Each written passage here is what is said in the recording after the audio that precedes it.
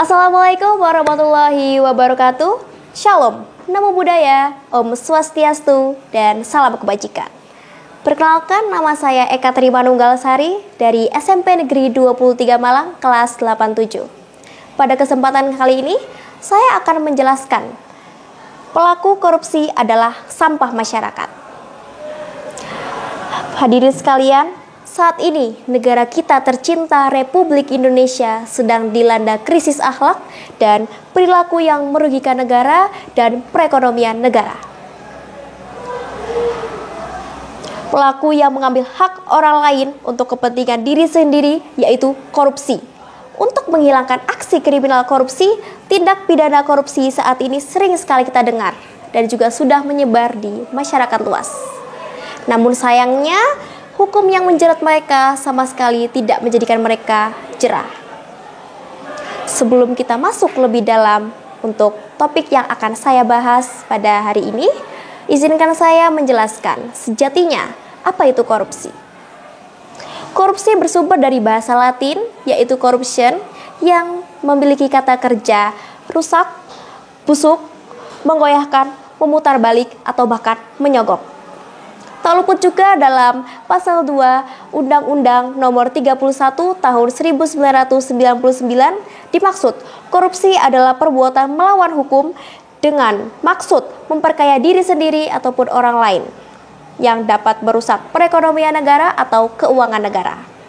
Kabar buruknya, siapapun bisa melakukan korupsi. Namun, kabar baiknya, siapapun juga bisa melawan korupsi. Dimulai dari diri kita sendiri, orang lain, maupun hal terkecil. Kenapa kita harus melawan korupsi? Apakah sepenting itu melawan korupsi? Mari saya jelaskan, hadirin sekalian, dampak-dampak yang sudah dibuat oleh pelaku korupsi. Yang pertama, kerugian keuangan negara. Melambatnya pertumbuhan ekonomi negara, menurunnya investasi, dan juga meningkatnya kemiskinan serta meningkatnya ketimpangan pendapatan. Yang kedua, erosi legitimitas. Ketika publik melihat pemerintah terlibat dalam kasus korupsi, mereka mulai meragukan legitimasi dan juga integritas dari pemerintah. Itulah mengapa kita perlu melawan korupsi. Hendaknya sebelum kita melawan korupsi, saya akan menjelaskan bagaimana cara-cara yang paling mudah untuk melawan korupsi. Yang pertama, memperkuat atau memperketat penegakan hukum. Hukum yang tegas dan konsisten dapat sangat penting dalam memberantas korupsi. Pihak hukum harus diberikan wewenang yang cukup untuk menangani kasus-kasus korupsi serta menindak pejabat yang terbukti bersalah dengan hukuman yang setimpal dan sesuai. Yang kedua, pendidikan anti korupsi. Pendidikan tentang bahaya dan dampak buruk korupsi harus dimulai sejak dini, baik di sekolah maupun kehidupan sehari-hari. Membangun generasi yang memiliki integritas tinggi dapat menjadi benteng yang kuat untuk mencegah korupsi di masa depan. Yang ketiga, meningkatkan transparansi.